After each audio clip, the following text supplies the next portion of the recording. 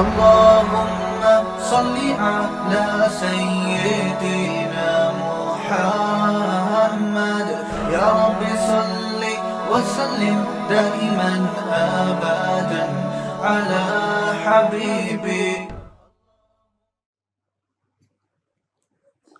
سورہ رحمان میں یہ جو فبی ای آلاء ربکما تکذبان بار بار ہے، تو یہ قاری صاحب بول رہے تھے کہ یہ اتنا زیادہ کیوں ہے، بار بار فبی ای آلاء ربکما تکذبان، تو کہہ رہے تھے اتنا زیادہ کیوں ہے. میں نے کہا میں کم کروا دیتا ہوں آپ کو اگر پسند نہیں ہے.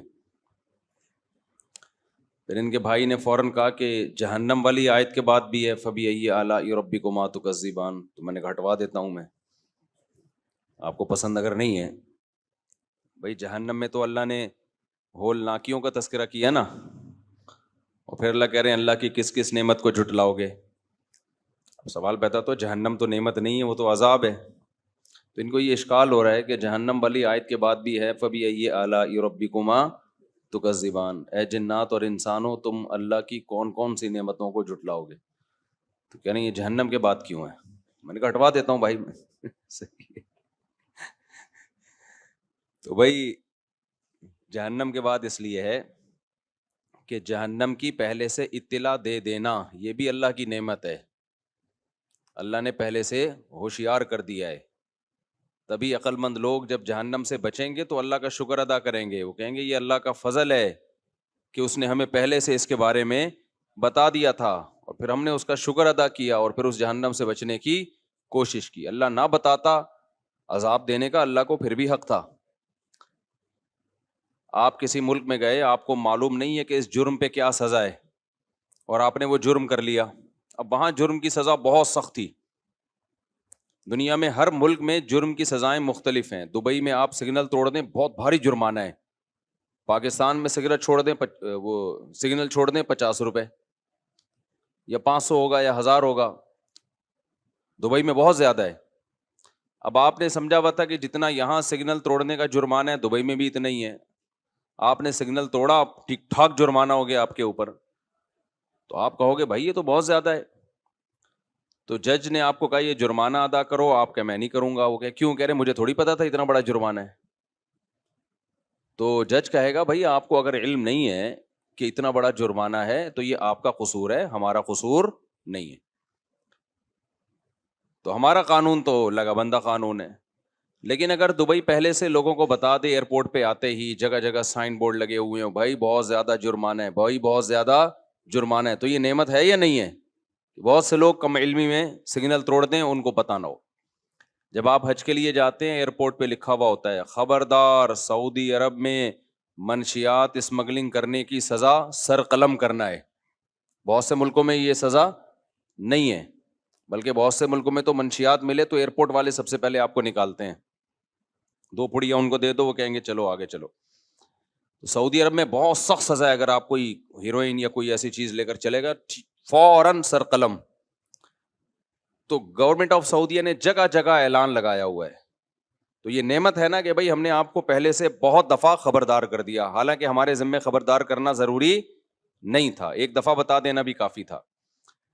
تو اس لیے اللہ نے سورہ رحمان میں جہنم والی آیتوں کے بعد بھی کہا فبی ای آلاء ربکما تکذبان، اپنے رب کی کون کون سی نعمتوں کو جھٹلاؤ گے. تو یہ بھی ایک نعمت ہے کہ اتنی خطرناک سزا تھی، اللہ چاہتا ایک دفعہ بتا دیتا یا نہیں بھی بتاتا.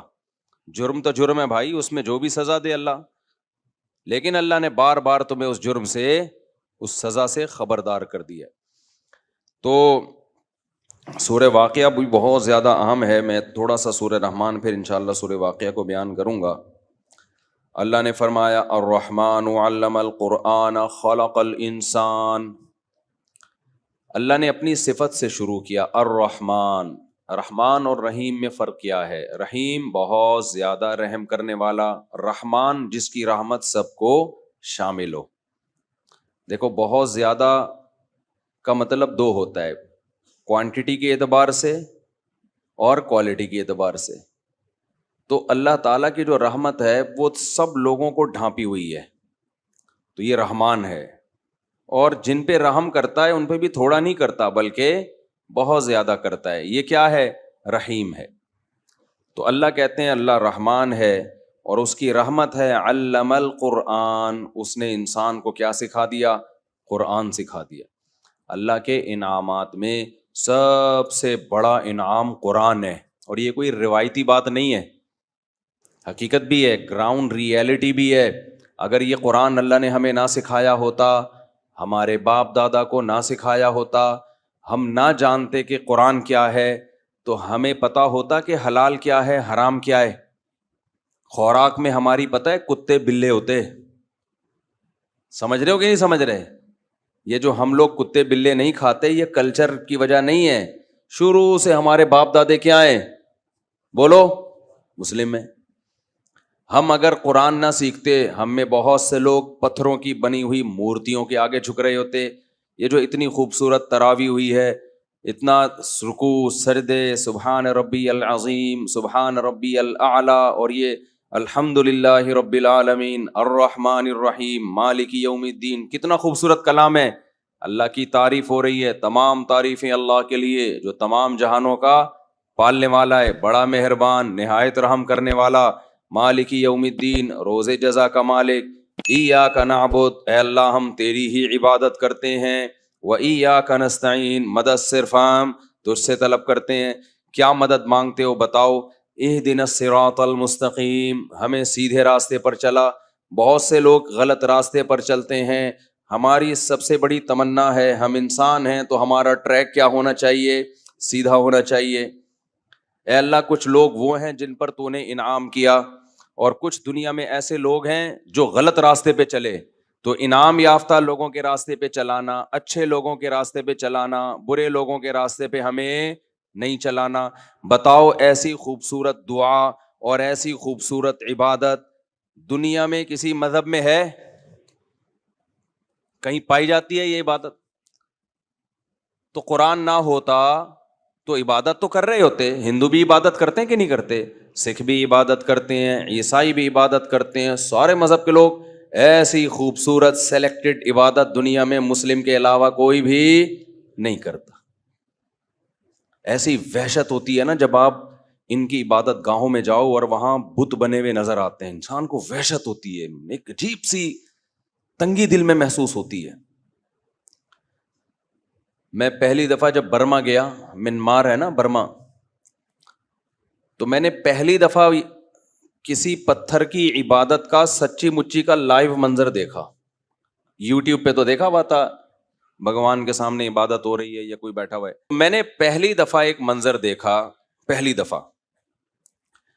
یوٹیوب پہ تو دیکھا ہوا تھا پتھر کے بنے ہوئے بتوں کے سامنے لوگوں کو بیٹھے ہوئے، لیکن جب میں وہاں گیا میں نے فرسٹ ٹائم اپنی آنکھوں سے دیکھا کہ ایک بندہ، ایک وہ کیا کہتے ہیں انگلش میں اس کو، آئیڈل، بت ہی رکھا ہوا ہے، ٹھیک ہے نا، بعد میں یہ پروناؤنسیشن ٹھیک کر لیں گے، بت ہی ٹھیک ہے. 50-50 میں دکھایا کہ ایک آدمی کو پولیس والے نے پکڑا، تمہارا نام کیا ہے؟ اس نے کہا مستنصر حسین تارڑ. چالان کرنا تھا، وہ مسینتے لکھا ہی نہیں آ رہا اس بیچارے سے، اس نے کہا بے جا یار جا یار. اگلے دن دوبارہ وہی آیا، کاغذات ہیں نہیں ہیں، لائسنس ہے نہیں ہے، کہہ رہے نام بتاؤ. اس نے کہا مستنصر حسین تارڑ. کہہ رہے میں پہلے سے لکھ کے لایا ہوں. کہہ رہے ابا کا نام بتا. کہتا متزلزل حسین تارڑ. اب وہ کر رہا متزلزل، دفعہ یہاں سے، صحیح ہے. تو پتھر کے بنے ہوئے بت کے سامنے نا میں نے فرسٹ ٹائم کسی کو دیکھا، فرسٹ ٹائم میری آنکھوں سے آنسو نکل گئے. اتنا برا یہ عمل لگ رہا تھا کہ یار ایک انسان اشرف المخلوقات، جو کتنا ذہین، کتنی خوبصورت مخلوق ہے انسان، یہ تیرا کیا لگتا ہے یار پتھر، یہ بت کیا لگتا ہے؟ اس کی شکل بھی تجھ سے اچھی نہیں ہے، اس کے چہرے پہ ایک عجیب نحوست ہے، تو انسان ہے اور تو اس کے سامنے ایسے کر کے بیٹھا ہوا، اپنے بچے کو بھی بٹھایا ہوا اور خود بھی بیٹھا ہوا. مجھے اس وقت دعا میں نے کی الحمدللہ علی نعمت الاسلام، اے اللہ ہمارا کمال نہیں ہے، میرا کمال نہیں ہے. اس لیے میں بار بار کہتا ہوں اپنے ماں باپ کی قدر کرو. سب سے بڑا ماں باپ کا احسان یہ کہ ان کے اسلام کی وجہ سے ہمیں کیا مل گیا؟ اسلام مل گیا. یہ مسئلہ غریبی میں حل ہو گیا ہمارا. ماں باپ کافر ہوتے، پتہ نہیں ہمارا کیا ہوتا. تو یہ تو بہت بڑی نعمت ہے. ماں باپ کی وجہ سے ہمیں کیا ملا؟ اسلام ملا ہمیں. تو اللہ نے احسان جتلایا کہ وہ رحمان ہے, اس نے تمہیں کیا سکھایا؟ قرآن. تو بھائی اگر قرآن نہ ہوتا, کچھ پتھروں کے سامنے جھکے ہوئے ہوتے, کچھ خدا کے منکر ہوتے, مانتے ہی نہیں کوئی خدا ہے. کتنی عجیب زندگی ہے یار, گدے گھوڑوں والی زندگی ہو جاتی ہے انسان کی. کوئی ہے ہی نہیں, خود بخود ہی سب سیٹ اپ ہو رہا ہے. اچھا کیا ہے, برا کیا ہے, اس میں تو میں کئی دفعہ بیان کر چکا ہوں, زیادہ ڈیٹیل میں نہیں جاؤں گا. تو آپ جب اس کی ڈیپتھ میں جائیں گے نا, گہرائی میں جائیں گے, تو یہ ہلکا احسان نہیں ہے بھائی. دنیا میں جہاں خیر نظر آ رہی ہے, اس کے پیچھے اللہ کی کتاب کا کہیں نہ کہیں دخل ہے. کتاب ہے جو گائیڈ کرتی ہے ہمیں. تو تمام معاملات میں ہمیں اللہ نے قرآن دیا, جس کی وجہ سے ہماری زندگیوں میں جو ٹوٹی پھوٹی بہتری ہے وہ ہے کس کی وجہ سے؟ ہماری سوسائٹی میں قرآن کی وجہ سے. آگے اللہ فرماتے ہیں علم خلق الانسان علمہ البیان. انسان پر اللہ نے جو بہت بڑے احسان کیے, اس میں ایک یہ کہ اس کو بیان سکھایا. دنیا میں باتیں صرف انسان کرتا ہے, جانور بھی بولتے ہیں, لینگویج جانوروں کی نہیں ہوتی, ایک ہی طرح سے بول رہے ہوتے ہیں بس. انسان کیسے زبان کو گھماتا ہے نا, اس کو پانی چاہیے پانی بولے گا, ٹھنڈا پانی چاہیے ٹھنڈا, گرم چاہیے گرم, 100 ڈگری کا چاہیے 100 ڈگری کا بولے گا, 50 ڈگری کا چاہیے 50. بکری کو پانی چاہیے میں, ٹھنڈا پانی چاہیے میں, گرم پانی چاہیے میں. بلکہ پہلے چیک کرتے ہیں کیا چاہیے تجھے. وہ کہتی ہے میں, آدمی گھاس رکھتا ہے شاید یہ چاہیے, کہتی ہے میں, آدمی کہتا ہے شاید پیاس لگ رہی ہے یہ پی لے, نہیں میں. کیا چاہیے بھائی تیرے کو؟ گھنٹوں کے بعد جا کے بندے کی تبھی سب چیزیں لا کے رکھ دیتے ہیں بکری کے سامنے, جو چاہیے خود ہی سلیکٹ کر لو بھائی. تو بعض دفعہ اس کو یہ چاہیے ہوتا ہے کہ یہ نہیں چاہیے, یہاں سے دفعہ ہو جائے یہ بھی ہوتا ہے بعض دفعہ. تو کس قدر مشکل میں ہے جانور. انسان کو اللہ نے کیسا بولنا, اور یہ ایک ہلکی سی زبان ہے جس سے تلفظ ادا ہوتے ہیں, کیسا گھماتا ہے. اور سین شین صاد ضاد اے بی سی ڈی الف بے تے ثے, ساری زبانوں کے حروف تہجی صرف زبان کو دائیں بائیں ہلکے پھلکے گھما کے ایسی اسپیڈ کے ساتھ بولتا چلا جاتا ہے. تو یہ احسان بھی کس کا ہے بھائی؟ یہ اللہ کا ہے. یہ انسان نے خود نہیں سیکھ لیا ہے آٹومیٹیکلی. اللہ کہتے ہیں میں نے سکھایا ہے انسان کو. ڈارون نے یہاں بھی ڈنڈی ماری ہے, یہ جو سائنسدان ہے یہاں بھی ڈنڈی مارتے ہیں, کہتے ہیں یہ سب ایوالو ہونے کا نتیجہ ہے. بھائی ایوالو ہونے کا نتیجہ نہیں ہے. پہلا انسان آدم, ان کو اللہ نے زبان سکھا کے بھیجا تھا. ہاں اس زبانوں میں چینجنگ میں ایوالوشن کا عمل ہوا ہے, وہ ایوالو ہوئی ہیں. پہلا جو انسان دنیا میں آیا وہ بولنا جانتا تھا. اس سے جب غلطی ہوئی, جانور سے غلطی ہوتی ہے تو سوری کیسے کرے گا؟ آدم سے غلطی ہوئی, ربنا ظلمنا انفسنا. آدم علیہ السلام کی اپنی کوئی زبان تھی, لیکن اللہ نے اس کا عربی ترجمہ کیا ہے, ربنا ظلمنا انفسنا, اے اللہ ہم نے اپنی جانوں پہ ظلم کیا, وَإِن لَّمْ تَغْفِرْ لَنَا وَتَرْحَمْنَا لَنَكُونَنَّ مِنَ الْخَاسِرِينَ. اگر تو نے مغفرت نہ کی, ہم پہ رحم نہ کیا تو ہم تباہ و برباد ہو جائیں گے. تو اللہ کا بہت بڑا احسان بولنا بھی ہے. اس میں ایک بات یہ بھی ذہن میں رکھ لو, بعض لوگ بولنے میں لکنت کا شکار ہوتے ہیں, ہکلاتے ہیں. تو ایسے لوگوں کا مذاق نہیں اڑایا کرو. میرے پاس جب کوئی ایسا بندہ آتا ہے جس سے بولا نہیں جا رہا ہوتا, تو میں بہت تسلی سے اس کی بات سنتا ہوں, جلد بازی نہیں کرتا کہ بھئی یہ اس کو قدرت نہیں ہے بولنے پر. وجہ کیا ہے؟ میں یہ سوچتا ہوں کہ اللہ نے مجھے بولنے پر قدرت دی ہے, گھنٹوں گھنٹوں بولتا رہتا ہوں. تو اگر کوئی بولنے والا آئے نا, میں اس کا بولنا نہ سنوں, مجھے نہیں ڈر لگتا. لیکن اگر کوئی بولنے پہ قدرت نہیں ہے اور میں بولوں چل جا یہاں سے, مجھ سے نہیں سنا جا رہا, تو پھر مجھے ڈر لگتا ہے کہ ناشکری کی سزا نہ مل جائے. اللہ یہ نہ کہیں کہ تو جو گھنٹوں گھنٹوں بول رہا ہے نا بیٹھ کے, یہ تیرا کمال نہیں ہے, یہ کس کا احسان ہے؟ یہ ہمارا احسان ہے. اور یہ قرآن سے ثابت ہے کہ جو نعمت اللہ نے آپ کو دی ہے نا, تو آپ نے اس شخص کی دوسروں سے زیادہ قدر کرنی ہے جس کے پاس وہ نعمت نہیں ہے. قرآن سے ثابت ہے یہ. قرآن کیا کہتا ہے؟ وَالضُّحَىٰ وَاللَّيْلِ إِذَا سَجَىٰ. آگے اللہ فرماتے ہیں الم یجدک یتیما فآویٰ, اے نبی آپ یتیم تھے لیکن آپ کو ہم نے ٹھکانہ دے دیا. کیا مطلب؟ ہر یتیم کو ٹھکانہ نہیں ملتا, اس لیے فَأَمَّا الْيَتِيمَ فَلَا تَقْهَرْ. اب کوئی یتیم آپ کے پاس آئے تو آپ نے جھڑکنا نہیں ہے اس کو. سمجھتے ہیں کہ نہیں سمجھتے؟ کیونکہ کوئی یتیم جس کے پاس اکثر کے پاس ٹھکانہ نہیں ہوتا، تو آپ بھی یتیم تھے لیکن اللہ نے آپ کو ٹھکانہ دے دیا، تو اب آپ نے یتیموں کے ساتھ اچھا سلوک کرنا ہے، کیونکہ آپ کو جو اللہ نے نعمت دی ٹھکانے والی، وہ نعمت دنیا میں ہر یتیم کو نہیں ملتی۔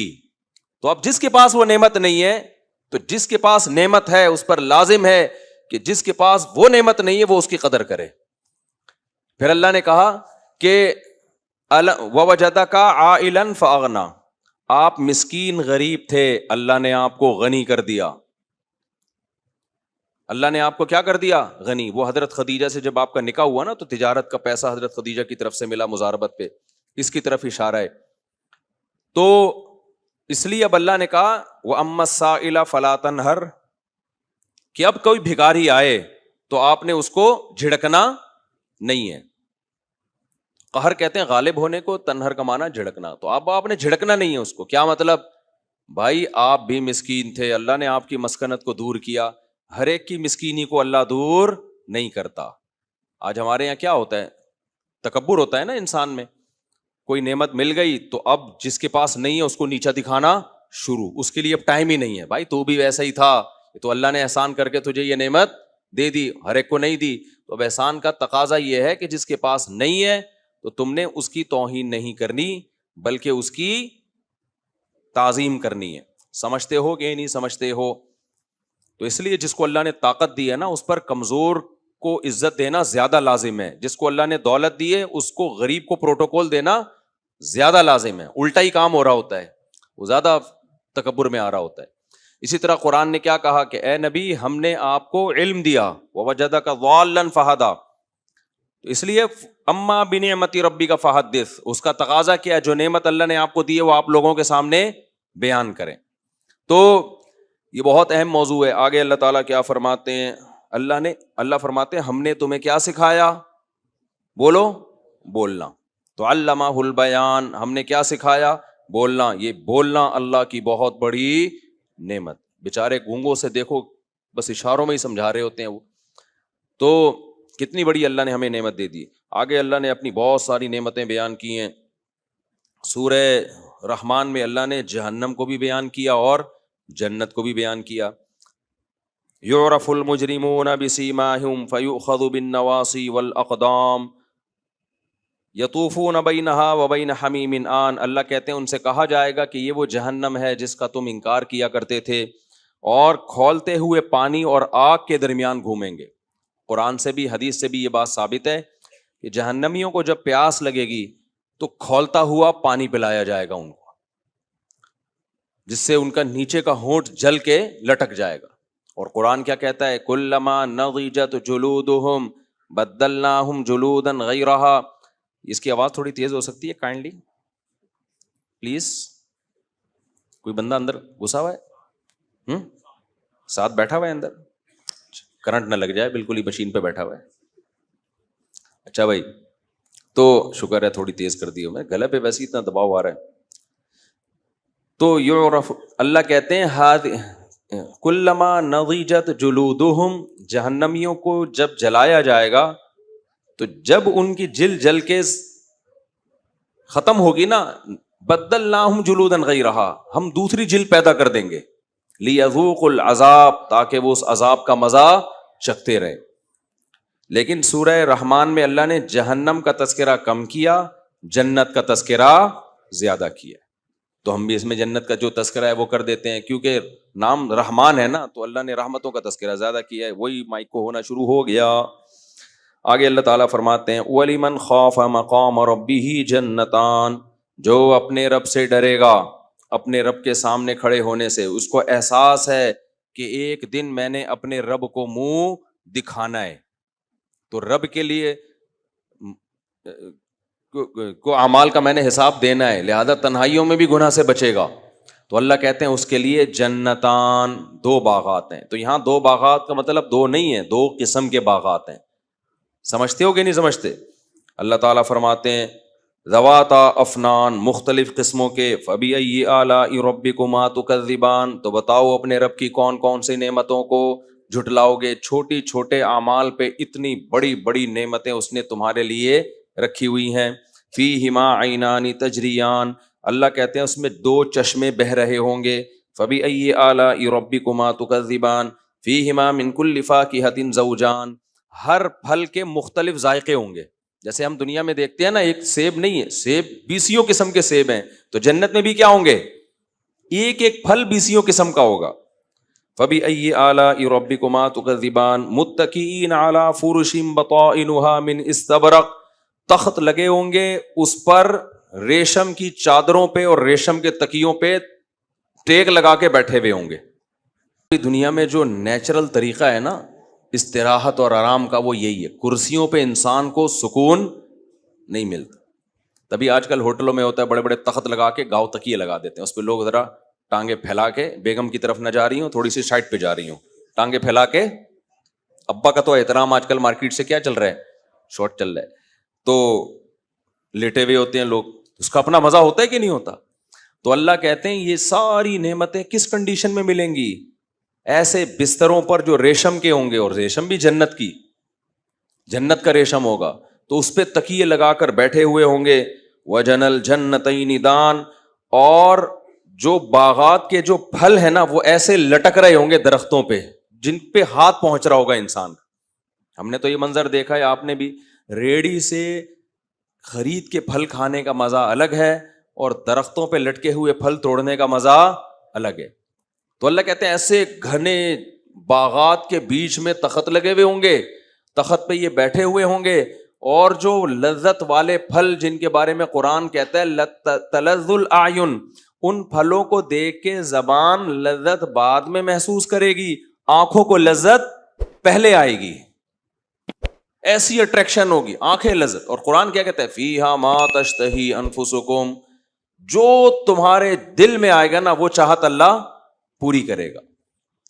تو ایسے تختوں پہ بیٹھے ہوئے ہوں گے، اور درختوں کے پھل دان، اللہ کہتے ہیں قریب ہوں گے تمہارے، لٹکے ہوئے ہوں گے.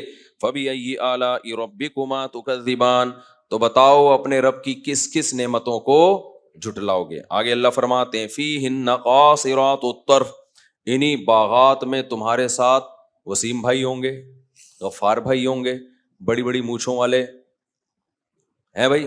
بعض دفعہ بہت اچھی لوکیشن پہ آپ ہوتے ہو، لیکن جس ڈیزائن کے لوگ آپ کے ساتھ بیٹھے ہوئے ہوتے ہیں وہ سارا مزہ کیا کر دیتے ہیں؟ خراب. ایسا ہی ہوتا ہے نا، بڑی اچھی جگہ آپ بیٹھے ہوئے ہو اور بزنس کلاس میں ہو، ساتھ میں گٹکے والا بٹھا دیا کسی نے لا کے، آپ ہے بھائی. تو بہت خوبصورت منظر بھی ہو نا، بندہ آپ کے دائیں بائیں جو پبلک ہے وہ ایسی عجیب عجیب سے بٹھا دیے جائیں تو بھی انسان کو وحشت ہوتی ہے. تو اللہ فرماتے ہیں انہی باغات میں فیہن قاصرات الطرف، نظروں کو جھکانے والی حیادار حوریں ہوں گی. قاصرات الطرف، حیا والی حوریں ہوں گی تمہارے لیے. لم یطمثہن انس قبلہم ولا جان، جنہیں تم سے پہلے نہ کبھی کسی انسان نے چھوا ہوگا اور نہ کبھی جن نے چھوا ہوگا. اللہ نے ان عورتوں کو تمہارے لیے بنایا، آگے آ رہا ہے مقصورات فی الخیام، خیموں میں اللہ نے بند کر دیا ان کو. انا انشأناہن انشاء، سورہ واقعہ میں آتا ہے اسی مٹی سے بنایا جنت کی مجھ کو، انبر والی مٹی سے، اسی سے بنا کے جنتی کے لیے. اللہ کو تو پتا ہے نا کون جنت میں جائے گا اور کون جہنم میں جائے گا. کچھ لوگوں کے بارے میں تو ہمیں بھی پتا ہے الحمدللہ، ان کی حرکتوں سے اندازہ ہو رہا ہے کہ ان کا، وہ سمجھتے ہیں 4 آدمی جنت میں جائیں گے، ٹھیک ہے نا، تو ان کی حرکتوں سے ایسا لگ رہا ہے اللہ کہے گا تم 4 کے علاوہ سارے چلے جائیں گے. تو جو بھی یہ کہہ رہا ہے نا میں جنت میں 2-4 اور جنت میں، تو یہ اتنی ساری حوریں کس کے لیے اللہ نے بنائی ہے میرے بھائی. بعض لوگ ایسے بنا کے پیش کرتے ہیں اسلام کو کہ ایسا لگتا ہے 2-4 آدمیوں سے زیادہ کوئی جائے گا نہیں. تو انا انشأناہن انشاء، اللہ کہتے ہیں ہم نے ان کو اسی وہیں سے جوان بنایا ہے، پروان چڑھایا ہے وہیں سے. فجعلناہن ابکارا، اور ہم نے ان کو کنواری بنا دیا. تو وہ اسی جنتی کے لیے اللہ نے تیار کی. اس سے بھی پتہ چلتا ہے جنت میں وہ لوگ جائیں گے جو اپنی فطرت پہ ہوں گے. سمجھتے ہو کہ نہیں سمجھتے؟ انسان کی فطرت ہے اسے حیادار بیوی چاہیے. دیکھو گرل فرینڈ سب کو آڑی ترچی لوگ تمنا کرتے ہیں، ناچنے والی، گانے والی، جیسی مرضی ہو. لیکن بیوی بنانے کے لیے انسان کس کو ترجیح دیتا ہے؟ یار حیادار ہو, گھر کی چار دیواری میں رہنے والی ہے. ایسا نہ ہو کہ کوئی بات کروں تو اینٹ کا جواب کس سے دے, وہ پتھر سے. تو جو سوسائٹی میں جو ہمارے ڈرامے فلمیں جس طرح کی ایک وہ ماحول پیدا کر رہے ہیں نا کہ مرد نے یوں دیکھا تو عورت بھی آگے سے یوں دیکھے, مرد یوں جو ہے نا غصہ کرے تو وہ بھی, مرد نے ایک گالی دی تو آگے سے رپلائی میں 4 گالیاں مل رہی ہیں, اور پھر اس کو اپریشیٹ. ہم اینٹ کا جواب ہمیشہ ہم ادھار نہیں رکھتے, ہم ادھار نہیں رکھتے, تو غلط ہے. مردوں کو بھی ایسا نہیں کرنا چاہیے. لیکن عورت میں بے حیا ہونا بہت بری صفت ہے. تو جو عزت دار لوگ ہوتے ہیں, جو نیچر پہ ہوتے ہیں, ان کو بیوی کیسی چاہیے ہوتی ہے؟ حیا والی. تو اللہ کہتے ہیں جو جنت میں حور ملے گی وہ بے حیا نہیں ہوگی, وہ کیسی ہوگی؟ حیا والی. خاص جس کی حیا کو اللہ نے ہائی لائٹ کیا, قاصرات الطرف, اپنی نظروں کو جھکانے والی. اس کا مطلب علماء نے یہ بھی بیان کیا ہے. اب آپ یہ نہ سمجھیں کہ آپ جائیں گے بیگم نظر ہی نہیں اٹھا کے دیکھے گی تو آپ بولیں گے بھائی, تو آپ کو تو پھر غصہ آئے گا نا, بیگم میں کسی سلسلے میں حاضر ہوا ہوں آپ کی خدمت میں. تو قاصرات الطرف کا مطلب غیر مرد سے نظر کو جھکانے والی, اپنے شوہر کے علاوہ اس کے دل میں کوئی بھی نہیں ہوگا. یہ نہیں ہوگا کہ بیگم آج سے تم میری کائنات, آج سے تم میری مسرت. بیگم کہے ٹھیک ہے تم بھی میرے وسیم اور تم بھی میرے غفار. دنیا میں بعض دفعہ ایسا بھی ہو جاتا ہے. تو قاصرات الطرف, اپنی نظروں کو جھکانے والی. اور اللہ نے اسی جنتی کے لیے اس کو تیار کیا, اس لیے اللہ نے فرمایا لم یطمثہن انس قبلہم ولا جان. اس جنتی سے پہلے نہ کسی انسان نے اس کو چھوا اور نہ کسی جن نے اس کو چھوا ہوگا. اللہ آگے فرماتے ہیں فَبِأَيِّ آلَاءِ رَبِّكُمَا تُكَذِّبَانِ, تو بتاؤ اپنے رب کی کون کون سی نعمت کو جھٹلاؤ گے. کتنی بڑی نعمت ہے یا نہیں ہے کہ اللہ نے نیک لوگوں کے لیے جو نماز قائم کرتے ہیں, زکوٰۃ دیتے ہیں, برائیوں سے بچتے ہیں, معاشرے میں فساد نہیں پھیلاتے, معاشرے میں خیر کا کام کرتے ہیں, ان لوگوں کے لیے اللہ نے ان باغات کے اندر ان حوروں کو تیار کیا ہے. آگے اللہ فرماتے ہیں کأنہن الیاقوت والمرجان, وہ حوریں ایسی ہیں جیسے یاقوت اور مرجان. یہ مثال دی گئی ہے, ظاہر ہے 100% جنت کو بیان کرنا دنیا میں اس کی کوئی نظیر ملتی نہیں ہے. یاقوت اور مرجان کے پتھر ہوتے ہیں نا, کیسے چمکدار شفاف. صحیح حدیث میں ہے رسول اللہ صلی اللہ علیہ وسلم نے صحابہ سے فرمایا کہ جنت کی حور اتنی خوبصورت ہوگی, یرا مخ سوقہ ما من وراء اللحم, کہ اس کے جو پنڈلی کا گودا ہے نا وہ بھی گوشت سے نظر آتا ہوگا باہر سے. ایسی شفاف اللہ نے اس کی اسکن کو, اس کی جلد کو بنایا ہے. صحابہ نے عرض کیا یا رسول اللہ یہ کیسے ممکن ہے کہ ایک عورت ہو انسان, ظاہر ہے وہ شیشے کی تو نہیں بنی ہوئی ہوگی نا, اور ہوگی تو گوشت پوش کی عورت ہی ہوگی نا. تو آپ صلی اللہ علیہ وسلم نے قرآن کی آیت مثال کے طور پہ پیش کی, فرمایا کیا تم نے قرآن میں پڑھا نہیں ہے کہ انہن الیاقوت والمرجان, کہ وہ یاقوت اور مرجان کی طرح. یاقوت مرجان کا پتھر کتنا ہی موٹا کیوں نہ ہو, لیکن اگر اس میں کوئی بھی چیز ہوتی ہے نا دھاگا وغیرہ تو وہ باہر سے نظر آتا ہے. تو اللہ تعالیٰ فرماتے ہیں کہ انہن الیاقوت والمرجان فبأی آلاء ربکما تکذبان, اپنے رب کی کون کون سی نعمتوں کو جھٹلاؤ گے. یہ جتنے ڈیٹنگ پوائنٹ بنے ہوئے ہیں نا یہ سب اپنے آپ کو اس حور سے محروم کر رہے ہیں جس حور کا اللہ نے اپنے نیک بندوں سے وعدہ کیا ہے. اور اللہ قرآن میں کہتے ہیں ومن اصدق من اللہ قیلا, اللہ سے زیادہ سچا وعدہ کسی کا نہیں ہو سکتا. آگے اللہ فرماتے ہیں هل جزاء الاحسان الا الاحسان. اب ایک سوال پیدا ہوتا ہے, اللہ ہم نے اتنا عمل تو کیا نہیں ہے, تو اتنی بڑی جنت ہمیں ہمیشہ کے لیے دے گا جس میں ایسے باغات ہوں گے, جس میں ایسے چشمے جاری ہوں گے, جس میں ایسے حوریں ٹہل رہی ہوں گی, تو اتنا بڑا انعام. تو اللہ ہمیں اپریشیٹ کرنے کے لیے کیا کہتے ہیں هل جزاء الاحسان الا الاحسان. بتاؤ تم نے جب اچھا کام کیا تو اچھے کا بدلہ تو اچھا ہی ہوتا ہے, اچھے کا بدلہ برا نہیں ہوتا. حالانکہ دیکھیں ہم نے اتنا اچھا تھوڑی کیا ہوتا ہے, لیکن اللہ کا ایک نام ہے شکور, قدردان, وہ تھوڑے کی قدر کرتا ہے. تو اللہ کہتے ہیں تم نے بھی تو بہت اچھا کیا ہے, تو ہم کم اچھا کریں تمہارے لیے کیا.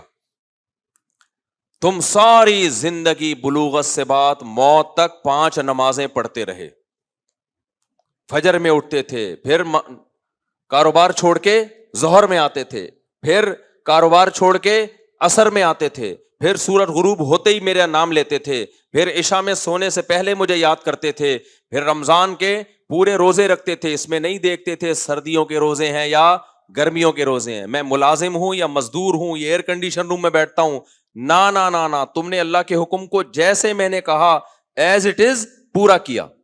تم نے اپنے چہرے پہ نبی کے حکم کی وجہ سے داڑھی رکھی. اس زمانے میں, جس زمانے میں لوگ داڑھی کا مذاق اڑاتے تھے, تم عورت تھی تو تم نے اس زمانے میں اللہ کے حکم کے مطابق پردہ کیا. جس زمانے میں لوگ پردے کا مذاق اڑاتے تھے, جس زمانے میں لوگ حلال و حرام کی پرواہ کیے بغیر رزق کماتے تھے, تم نے اس زمانے میں حرام سے اجتناب کیا, حلال پر قناعت کی تم نے. جس زمانے میں لوگ زنا, عیاشی, انٹرنیٹ پر فحش فلموں کی طرف جاتے تھے, اس زمانے میں تم نے اپنی نگاہوں کی, جملہ کمپلیٹ کیا کریں بھائی, اپنی نگاہوں کی حفاظت کی تم نے. جس زمانے میں ترقی یافتہ قومیں بوڑھے باپ اور بوڑھی ماں کو اولڈ ہاؤس میں جمع کرایا کرتے تھے, اس زمانے میں تم نے بوڑھے باپ اور بوڑھی ماں کو گھر میں رکھ کے ان کے قدموں میں جنت تلاش کی ہے.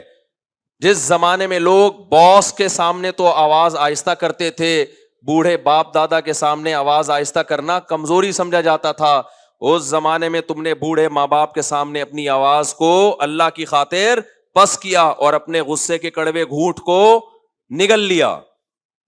تو اللہ کہتے ہیں ساری زندگی تم نے یہ نیکیاں کی ہیں. لوگ نشہ کرتے تھے, شراب پیتے تھے, تم شراب سے بچتے تھے, حلال پر اکتفا کیا تم نے. کتنی یعنی اگر مسلمان کی زندگی دیکھی جائے تو کتنی عیاشیوں سے وہ اپنے آپ کو بچاتا ہے. وہ نکاح کی طرف جاتا ہے, وہ زنا کی طرف نہیں جاتا. اور نکاح میں پریشانیاں بھی ہیں.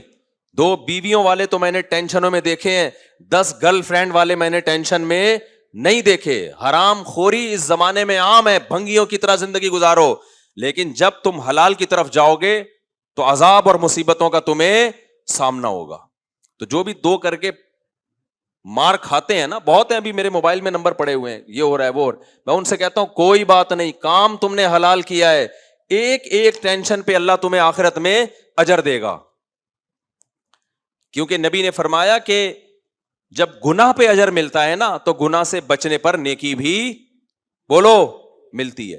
تو اللہ کہتے ہیں ہل جزاء الاحسان الا الاحسان, یہ جنت کو تم سمجھ رہے ہو بھائی یہ تو بہت ہے, تو اللہ کہتے ہیں تم نے بھی تو کوئی کم نہیں کیا. احسان کا بدلہ کیا ہوتا ہے؟ احسان سے مراد یہ نہیں کہ ہم نے اللہ پہ احسان کیا, احسان کہتے ہیں عمل میں ایکسیلنسی, اچھا عمل کرنا. تو اللہ کہتے ہیں تم نے بھی تو اچھا عمل کیا ہے. تبھی میں کہتا ہوں جہاں اپنے گناہ پہ انسان کو ندامت ہونی چاہیے نا, وہاں اپنے اچھے کاموں پہ انسان کو خوشی بھی ہونی چاہیے. کیونکہ اللہ ہمیں خوشی دلا رہا ہوتا ہے اچھے کاموں پہ, جیسے دلا رہا ہے نا کہ تم بھی کیا کر رہے ہو, بہت سے کام اچھے کر رہے ہو. تو اللہ فرماتے ہیں ہل جزاء الاحسان الا الاحسان. پھر آگے اللہ مزید جنتوں کا تذکرہ کرتے ہیں, فرمایا اس کے علاوہ بھی جنتیں ہیں مدھامتان, جو بہت گہرے باغات والی. فبأي آلاء ربكما تكذبان فيهما عينان نضاختان فيهما فاكهة ونخل ورمان, جس میں پھل بھی ہیں, جس میں کھجور بھی ہیں, جس میں انگور بھی ہیں. فيهن خيرات حسان, جس میں خوبصورت عورتیں بھی ہیں. اور حور مقصورات فی الخیام, جن کو اللہ نے خیموں کے اندر بند کر دیا ہے. سورہ صافات میں اللہ نے جنت کی حور کا الگ انداز سے نقشہ کھینچا ہے. اللہ فرماتے ہیں سورہ صافات میں کأنہن بیض مکنون, اتنی خوبصورت ہوگی جیسے پرندوں کے انڈے جو چھپائے ہوئے ہوتے ہیں نا گھونسلے میں, تو ان پہ کوئی گرد و غبار نہیں ہوتا, صاف ستھرے نہیں ہوتے بالکل. تو اللہ کہتے ہیں حور کی مثال دے رہے ہیں جیسے جو انڈے ہوتے ہیں اور چھپائے ہوئے انڈے ہوتے ہیں. مختلف قسم کی تعبیرات ہیں یہ قرآن کی, مختلف قسم کی تعبیرات. اور حور کا لفظ کا مطلب کیا ہے؟ حورا, حورا کہتے ہیں سفید, ایسی عورت جس کی آنکھوں میں سفیدی انتہائی سفید ہو اور اس میں سیاہی انتہائی سیاہ ہو, اور بڑی آنکھوں والی. تو جتنے بھی دنیا میں حسن کی مثالیں دی جاتی ہیں، جن کو حسن کا معیار سمجھا جاتا ہے، وہ تمام چیزیں چاہے وہ ظاہری حسن سے متعلق ہوں یا باطنی حسن سے متعلق ہوں، وہ تمام کی تمام اللہ نے جنتی عورت میں پیدا کر دی. تو یہ سورہ رحمان میں اللہ نے کچھ جنت کا نقشہ کھینچا ہے، میں نے بہت زیادہ ڈیٹیل میں نہیں بیان کیا.